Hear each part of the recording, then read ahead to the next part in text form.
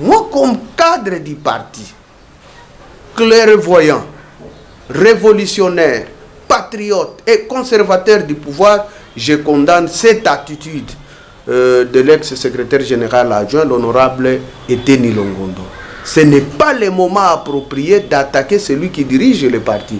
Nous avons les textes du parti, nous avons nos statuts, nous avons le règlement d'ordre intérieur et nous avons autant d'organes. S'il faut attaquer les partis, mais je suis très sidéré de ce genre de comportement qui montre à la face du monde que notre parti n'est pas organisé, notre parti n'a pas assez de cadres suffisants pour maîtriser ce parti-là. Et pourtant, nous avons des cadres. Si aujourd'hui le parti a autant d'élite, c'est grâce à qui? C'est grâce au cadre du parti. Si le parti a arraché le pouvoir entre les mains de Joseph Kabila, c'est grâce à ce cadre-là qui dirige ce parti. C'est pourquoi je suis très sidéré et j'ai dit le linge sale se lave en famille. Tout celui qui se sent lésé par le comportement du secrétaire général, il ne doit pas passer par là, appeler la presse, commencer à condamner, à dire non. Le secrétaire général Kabouya a fait ce qu'il a fait pour ce parti. Nous ne pouvons pas jeter de l'opprobre sur sa personne parce qu'aujourd'hui vous avez des ambitions de le succéder. Ça, ce n'est pas une très bonne manière de gérer le parti. Depuis 2007, je suis président fédéral de l'UDPS. Je suis parmi les doyens des présidents fédéraux que le fait Etienne Tshisekedi a laissé dans ses partis. Nous ne pouvons pas être au nombre de 10 ou 15 responsables de ces partis parmi les 54 fédéraux qui existent encore que le fait Etienne Tshisekedi avait laissé. Moi, je suis là et vous connaissez ce que j'ai fait pour ma province. J'ai failli mourir. J'ai protégé le fait Etienne Tshisekedi lorsqu'il battait campagne en 2011. Il avait été lapidé par les filles et fils de la province du Maniema. Vous connaissez le souvenir que Kabila avait avec cette province. Il a tout donné aux filles et aux fils de la province du Maniema. Mais je suis resté constant au sein de ces partis. Mais est-ce que vous croyez que tous ces roses, j'ai traversé des moments heureux pour ces partis? Non, il y avait des moments difficiles et il y avait des moments faciles. Mais ce qui est important, c'est de s'y porter. Nous ne pouvons pas humilier notre parti jusqu'à ce niveau. Pire, ce que honorable Eteni a fait. La violation flagrante de nos statuts. Il n'appartient pas à un groupe d'individus de s'arroger le pouvoir, de suspendre les activités du parti parce que le secrétaire général a quelques erreurs. Non. Et lui, ce qu'il vient de faire, c'est plus que le secrétaire général. Il a quel pouvoir de dire que non, dès aujourd'hui, on arrête les activités du parti. Dès aujourd'hui, que personne ne cotise plus au parti. Dès aujourd'hui, que personne... Et d'ici là, nous allons convoquer le congrès. Ce n'est pas à lui de convoquer le congrès. Nous avons des structures formelles du parti. La Ligue des jeunes, la présidence du parti, la Ligue des femmes, la CDP, la Convention démocratique, ainsi que les fédéraux. S'il y a un problème qui se pose au sein du parti, nous avons la CDP, qui est l'organe habilité, qui regroupe presque toutes les structures formelles du parti, et c'est au niveau de la CDP qu'on devait traiter toutes les affaires en interne, pas exposer nos défauts à l'extérieur. Ça, c'est montrer à suffisance qu'on n'aide pas les chefs de l'État, on est en train de combattre les chefs de l'État indirectement. Tenez, le secrétaire général n'est pas l'émanation du Congrès. C'est là où les gens oublient. Le secrétaire général est l'émanation de la présidence du parti. C'est-à-dire, si une fois on tient le Congrès, il faut élire un nouveau président. Et le président, une fois installé, il va nommer maintenant un nouveau secrétaire général. Mais maintenant, on convoque le Congrès pour statuer le cas du secrétaire général. Ça c'est faux. On convoque le Congrès pour statuer le cas du président du parti. Or, le Congrès de Ngandayala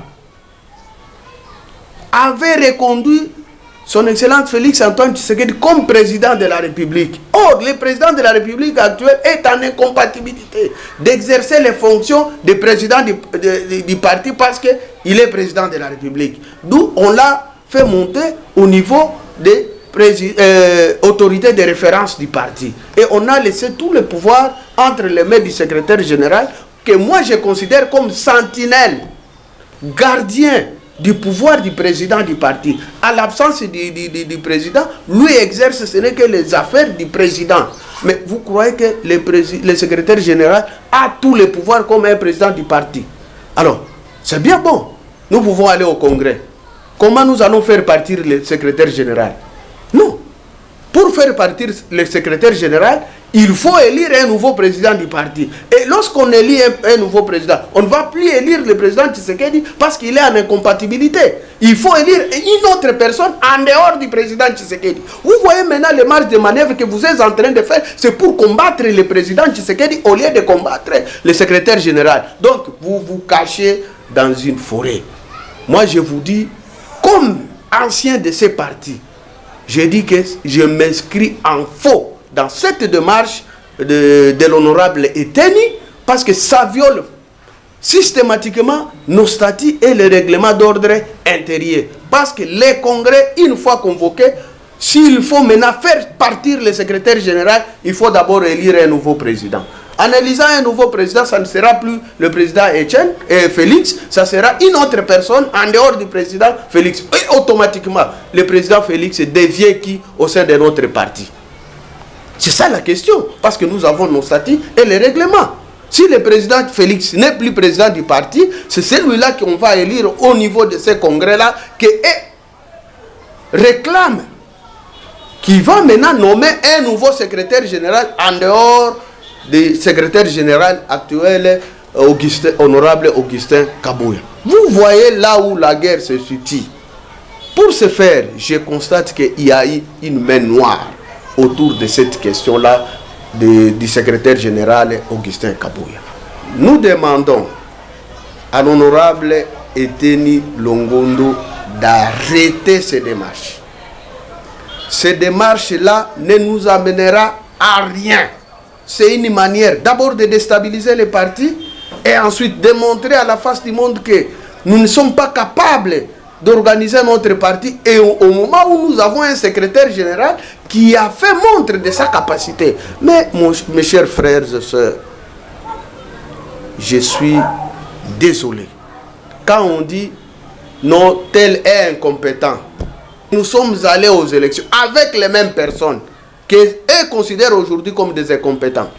Nous avons gagné les élections. Nous sommes partis au deuxième mandat avec le président Tshisekedi, brillamment élu avec 74%, dont à la tête son parti UDPS. Qui est à la tête de ce parti? Ce n'est pas Augustin Kabouya. Mais mes chers frères, la politique d'Autriche, cette politique-là, d'autres toi que moi je m'y mette, ce n'est pas une très bonne politique. Et ensuite, la politique d'anarchie. Chacun cherche à satisfaire ses ambitions. Parce que vous voulez devenir tel, je vais remplacer Kabouya pour que moi je devienne secrétaire général. Par quel miracle? Raison pour laquelle je lance un appel comme fédéral de l'IDPS, un doyen des fédéraux. Je lance un appel à tous les fédéraux de ne pas prêter oreille à l'honorable Eteni Longondo. Une démarche de nuire, d'enterrer l'IDPS, de ternir l'image de l'IDPS. Nous ne sommes pas d'accord avec lui. Nous réitérons, comme un des cadres du parti, notre soutien au secrétaire général de l'IDPS. S'il y a un problème, le secrétaire général peut convoquer la CDP, notre organe de base, qui va statuer de tous les problèmes et donner des orientations à suivre. Pas dans cette démarche-là, diabolique. Cette démarche n'attaque pas l'honorable Kabouya, ça attaque le président de la République. Si le président de la République, notre autorité de référence de l'UDPS, n'ouvre pas l'œil et le bon, nous allons à la dérive. Ce que Eteni a annoncé hier, c'est la dérive. Il s'arroge tous les pouvoirs de suspendre les activités du parti. Ça, c'est un coup d'État statutaire du parti. Bon, quelqu'un qui fait un coup d'État, à quoi il est démocrate? Il fera quoi dans ses partis? Nous avons de l'histoire dans ces partis. J'ai tenu tête au niveau de la province du Maniema. Qui ne connaît pas l'histoire de la province du Maniema? Bastion du PPRD. Mais j'ai tenu tête. Là, on a voulu assassiner Sphinx de Limité. J'ai tenu tête. Je viens des élections tout de suite là. Ils se disent non, ils ont fait quelque chose. Mais écoutez, là où j'avais tous les opposants du régime, c'est Maniema.